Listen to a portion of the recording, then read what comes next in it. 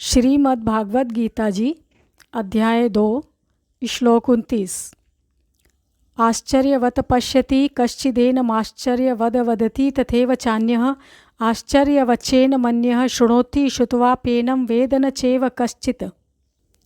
इसका अर्थ यहाँ पर दिया गया है, कोई एक महापुरुष ही इस आत्मा को आश्चर्य की भांति देखता है और वैसे ही दूसरा कोई महापुरुष ही इसके तत्व का आश्चर्य की भांति वर्णन करता है तथा दूसरा कोई अधिकारी पुरुष ही इसे आश्चर्य की भांति सुनता है और कोई कोई तो सुनकर भी इसको नहीं जानता।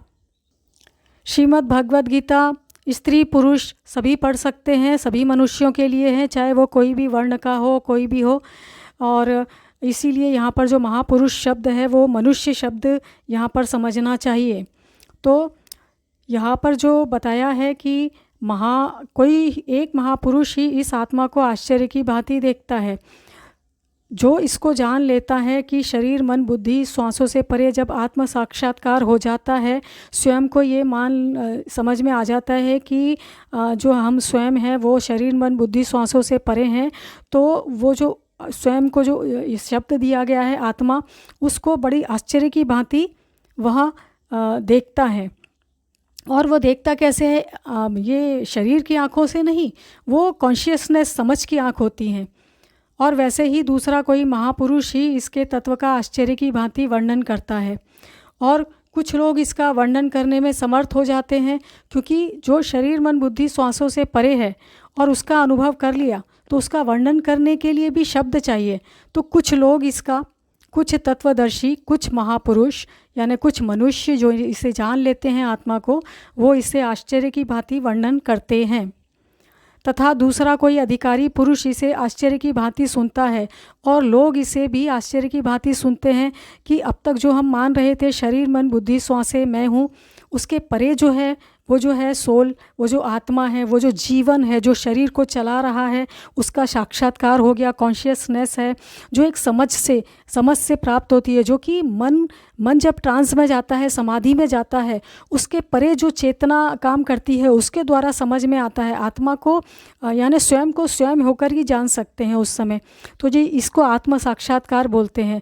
तो ये जब कोई सुनाता है तो सामने वाला कोई होता है तो इसे आश्चर्य की भांति सुनता है, और कोई कोई तो सुनकर भी इसको नहीं जानता। जिसको आत्मा अनुभव नहीं है, जिसको सोल कॉन्शियसनेस नहीं है और जिसने इसके बारे में कोई अनुभव नहीं किया है आत्मा के बारे में, तो वह इसको सुनकर भी इसके बारे में इसको नहीं जान पाता है। क्यों? क्योंकि ये स्वयं के अनुभव से ही जाना जाता है।